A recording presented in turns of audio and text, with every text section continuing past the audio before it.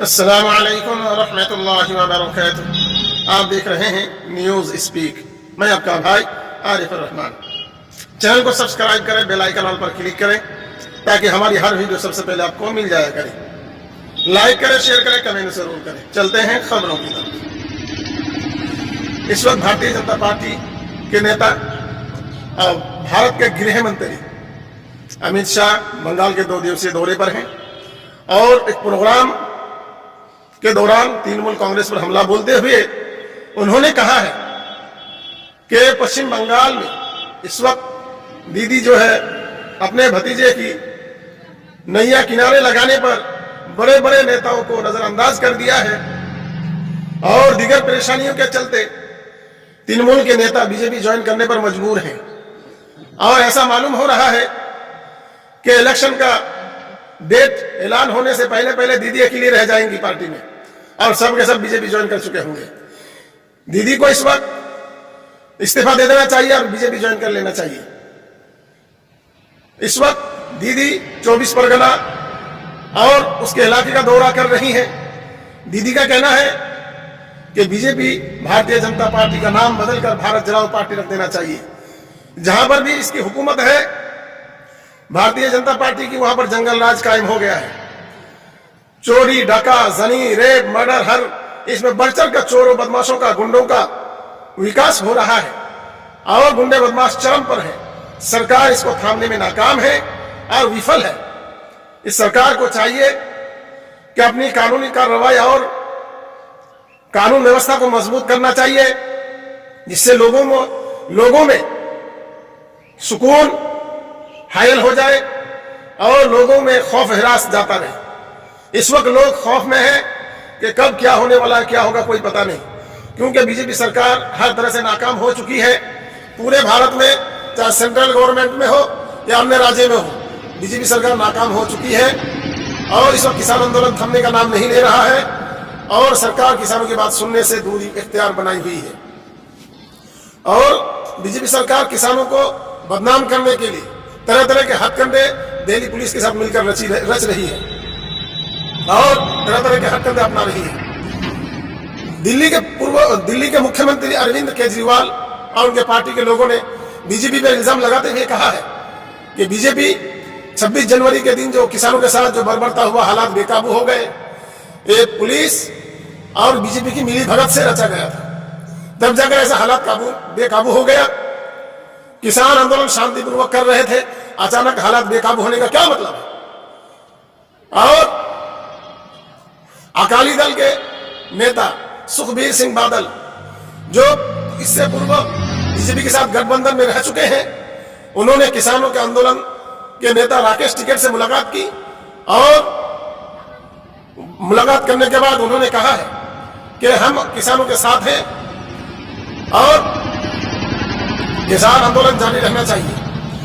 पंजाब के अलग अलग पंचायतों में अभी एक नया कानून पास किया गया है, तो पूरे इलाके में, पंजाब के हर पंचायत में इस बात को फरमान जारी किया गया है कि हर घर से एक एक आदमी किसान आंदोलन में शरीक हो। जिस घर से किसान आंदोलन में कोई शरीक ना होगा उसको 5,000 रुपए का जुर्माना भरना पड़ेगा और जुर्माना ना भरने वाले पर उसको समाज से बहिष्कार किया जाएगा, समाज से अलग थलग कर दिया जाएगा। और इस वक्त पंजाब के सभी किसान आंदोलन में जुटे हुए हैं। उत्तर प्रदेश के बागपत जिला से महापंचायत से किसान आंदोलन राकेश टिकैत का आंदोलन और किसान लीडर माने जाने वाले राकेश टिकैत को मजबूत करने के लिए उत्तर प्रदेश बागपत महापंचायत से रणनीति बनाकर वहां से किसान दिल्ली कूच कर रहे हैं। और इस वक्त गणतंत्र दिवस से भी पहले जो आंदोलन चल रहा था, उससे भी ज्यादा मजबूती में किसान आंदोलन को देखा जा सकता है। और मेरठ के हाईवे एक्सप्रेसवे को बंद कर दिया गया। किसान आंदोलन जमकर बैठे हुए हैं और काफी तादाद में, पहले से भी ज्यादा तादाद में सब किसान आंदोलन जुड़ रहे हैं। राकेश टिकैत का आंसू बहाना सरकार को पड़ गया महंगा और किसान आंदोलन और भी ज्यादा मजबूत हो गया। 2 फरवरी को किसानों के साथ सरकार की बातचीत होने की संभावना बताई जा रही है। और इस वक्त पूरे भारत के किसान खौफ हरास में है और सरकार को कोसते नजर आ रहे हैं।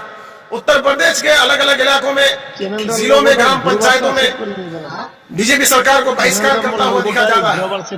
किसानों का कहना है कि इस बार बीजेपी सरकार को उखाड़ कर फेंकना है। जगह जगह पर तशद्दुद हो रही है और गोरखपुर में एक बड़े व्यापारी को बदमाशों ने लूटने की साजिश की और कामयाब न होने पर गोली मारकर उसकी हत्या कर दी गई। पुलिस ने मौका और वारदात पर पहुंचकर ही फौरन 8 आरोपियों को गिरफ्तार कर लिया और 2 फरार होने में कामयाब हो गए। और इस वक्त गोरखपुर में खौफ और हरास का माहौल बन गया। लोग खौफ में जी रहे हैं और उसके परिवार वालों का मातम थमने का नाम नहीं ले रहा है। परिवार के मेन सदस्य को गोली मारकर बदमाशों ने हत्या कर दी। लूट में सफल न होने के कारण गोली मार दिया गया और उनके मौका वारदात पर ही मौत हो गई। कर्नाटक में ऑल इंडिया मजलिस इत्तेहादुल मुस्लिमीन अपने आयोजित प्रोग्राम में बात रखते हुए उन्होंने कहा है कि पश्चिम बंगाल के सीएम ममता बनर्जी दीदी इस वक्त मजलिस को बदनाम कर रही है और बता रही है, लोगों के सामने दुष्प्रचार कर रही है कि बीजेपी की बी टीम है, जबकि यह झूठ और सरासर गलत है। दीदी को खुद सोचना चाहिए कि दीदी बीजेपी के साथ गठबंधन में पहले रह चुकी है, जबकि हमारे किसी से गठबंधन नहीं है। मजलिस पूरे भारत में सबका साथ सबका विकास और हिंदू मुस्लिम आदिवासी सिख ईसाई सबको साथ लेकर चलने में विश्वास रखती है और सबका विकास चाहती है, सबका भला चाहती है। बंगाल में हम इलेक्शन लड़ेंगे और किसी को कोई परेशानी हो तो अपने परेशानी को हमारे सामने रख सकती है। और दीदी को चाहिए कि अपने किला से जो बिखरे हुए खंबे हैं उसको जुटाने में लग जाए। जो बीजेपी बहुत बड़ी चैलेंज बनकर सामने आया है, दीदी को पहले चाहिए कि अपने कार्यकर्ता, अपने विधायक और अपने एमपीज को संभाले और उसके बाद कोई नया कदम उठाए। हमें बदनाम करने के बजाय अपनी पार्टी को मजबूत करे। पूरे पश्चिम बंगाल में ऑल इंडिया मजलिस इत्तेहादुल मुस्लिमीन 24 परगना, मुर्शिदाबाद, नंदीग्राम, उत्तर 24 परगना, मुर्शिदाबाद, मालदा, दिगर जगह में कुछ लोगों को उसका स्थान दिया है और अपने अपने नेताओं को बताया है कि सदस्यता अभियान को चलाए और आवाम के अंदर जमीनी स्तर पर काम करे, लोगों को बताए, गलतफहमी दूर करे कि ये पार्टी मजलिस किसी का बुरा नहीं चाहती, ये तो भला चाहती है, इसलिए पश्चिम बंगाल में विशेषकर आई है। इसका नमूना है कि हैदराबाद में 4 सीटों से 44 पर पहुंच गई और इस वक्त मजलिस और जेडीएस की गठबंधन सरकार है। और महाराष्ट्र के औरंगाबाद में एकदम से नगर पंचायत चुनाव में 93 सीटों पर कामयाबी हासिल की है। उसके बाद बिहार में 5 सीटों पर जीत दर्ज कर चुकी है। यह इतिहास है मजलिस का और मजलिस सबका भला चाहती है और कामयाब होती दिख भी रही है और बंगाल में भी इंशाल्लाह जरूर कामयाबी मिलेगी। आप हमारे साथ ऐसे ही जुड़े रहें ताज़ा अपडेट के साथ। अस्सलाम वालेकुम व रहमतुल्लाहि व बरकातहू।